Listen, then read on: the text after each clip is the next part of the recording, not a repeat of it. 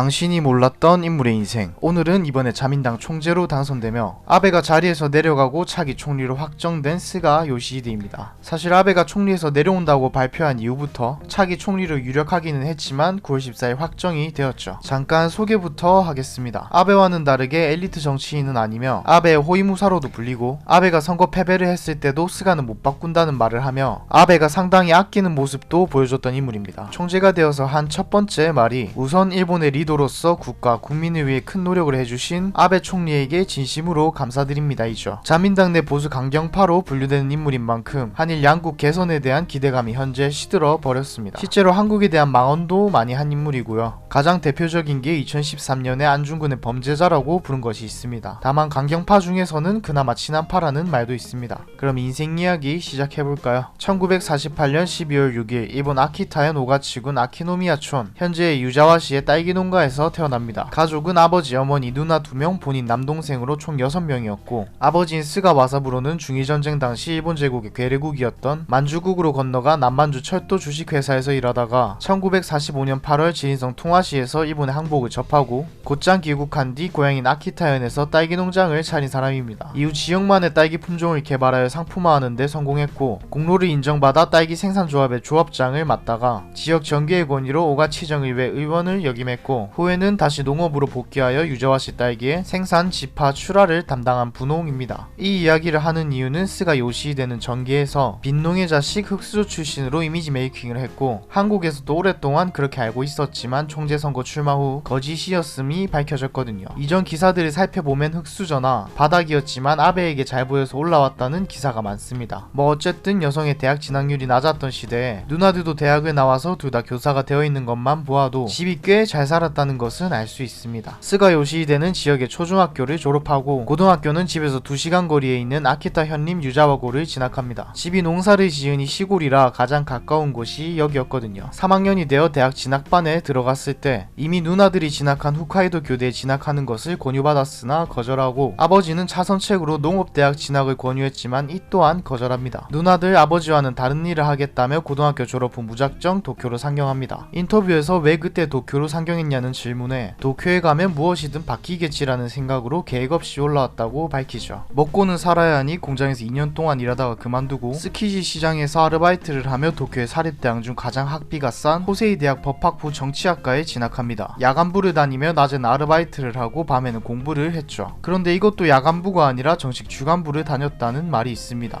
워낙 이미지 메이킹을 해서 무엇이 진짜인지 알기 힘든 정보들이 있네요. 1973년 대학을 졸업하고 건전설비 주식회사 KNS에 입사합니다. 회사에 다니고는 있었지만 요시히데는 정치인이 되고 싶었습니다. 이제 편의상 그냥 요시히데라고 하겠습니다. 1975년 요시히데는 정치인이 되기로 마음먹고 자신이 졸업한 호세이 대학의 치역과에 문의를 했는데 우연히 대학 동문인 나카무라 우메키치 자민당 국회의원의 비서와 인연이 닿아 자민당에 입당한 뒤 소개를 받아 또 다른 자민당 의원인 오코노키 히코사부의 비서가 됩니다. 본격적으로 정치 생활이 시작되었죠. 1983년 오코노기가 통상산업대신으로 입각하면서 기존 의원 비서직에서 대신 비서관으로 격상합니다. 이제 짬도 좀 찼겠다 1987년 지방선거에 나갑니다. 가나가와현 요코하마 시의원으로 출마하여 당선되었고 재선까지 성공하여 8년간 재임합니다. 요코하마시 출신으로 요코하마 시정에 큰 영향력을 행사하였던 오코노기 히코사부로가 91년 사망한 뒤에는 사실상 정치 신인이고 인지도도 낮았지만 비서관 시절 쌓았던 행정 경제관료 인맥을 살려 요코하마의 영향력을 그대로 물려받아 당시 히데노부 요코하마 시장과 인사 문제를 직접 논의하는 등 사실상의 실세로 군림하여 그림자 요코하마 시장이라고 불렸죠. 사람의 욕심은 끝이 없죠. 더구나 권력에 대한 욕심은요. 지방에서 성공적인 데뷔를 마쳤으니 이제 중앙정치에 입문합니다. 95년 시의원직에서 물러나고 96년 중의원 총선거에 자민당 공천으로 가나가와현 제2구에 출마하여 당선이 됩니다. 이후 고이즈미 주니치로 내각 하에서는 국토교통대신 정무관 그리고 자민당 총무를 맡으며 점점 세력과 영향력을 키워나갑니다. 2005년에 들어서는 총무 부대신으로 취임하며 총무성이 인사권까지 지게 되면서 입지를 확실히 다집니다. 2006년 이제부터 요시히데의 전성기는 시작됩니다.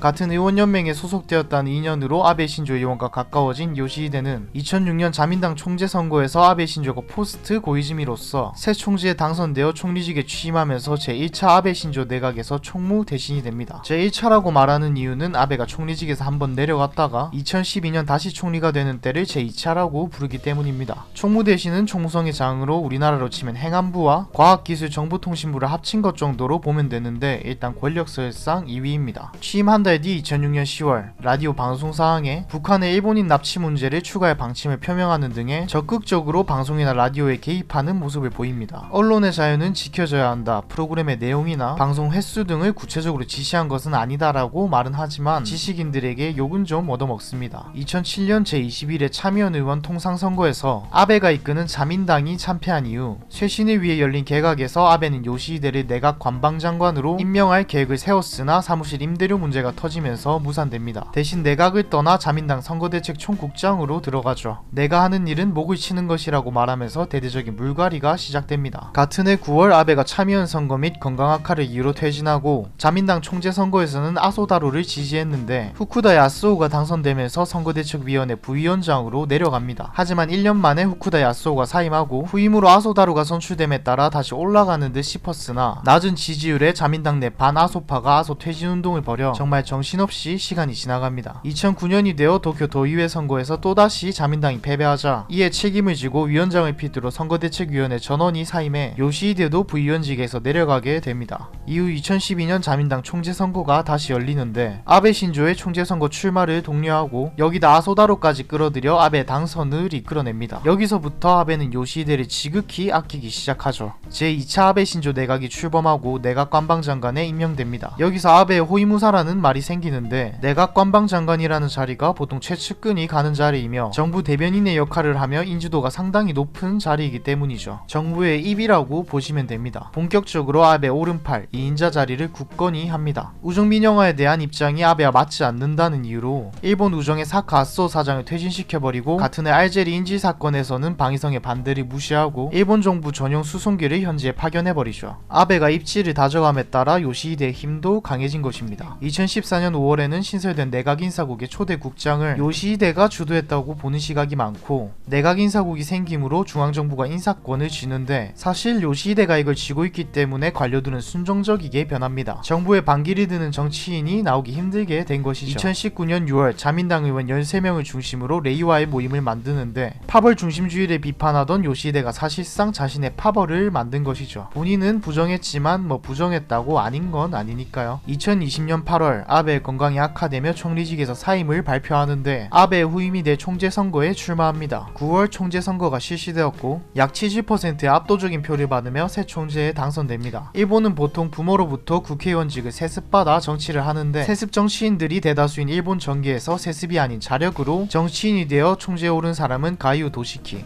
그러니까 1989년 이후 처음 있는 일이죠. 아베가 물러나고 요시히데가 총리가 됨에 따라 한국과 일본 사이의 관계는 예측이 힘들어졌습니다. 앞서 말씀드렸듯이 두 가지로 갈리는데 아베의 2인자로 자리에 많이 나섰던 만큼 한국에 대한 안 좋은 발언을 많이 했었지만 일각에서는 정작 요시히데는 친한파라는 말도 많습니다. 일본 내에서는 반대파들에게 아베의 괴벨스라고 비난받죠. 다만 우려되는 부분은 요시히데의 저서인 정치의 각오를 보면 과감한 정치를 강조하는 마키아벨리의 말을 가슴에 묻고 걸어가겠다라고 하는데 평화헌법을 개정해 지금의 저희들을 국방군으로 만들려는 요시히데의 야심이 읽히는 대목입니다. 정말 쓸데없는 여담이기는 한데 좋아하는 음식은 팬케이크. 아내와 함께 유명 팬케이크를 먹으러 줄 서서 기다리기도 하죠. 안 어울리기는 하지만 개인 취향이니까. 오늘의 영상은 여기까지입니다. 스가 요시히데는 다른 인물과 달리 몰랐던 사실 편이 따로 제작되지 않습니다.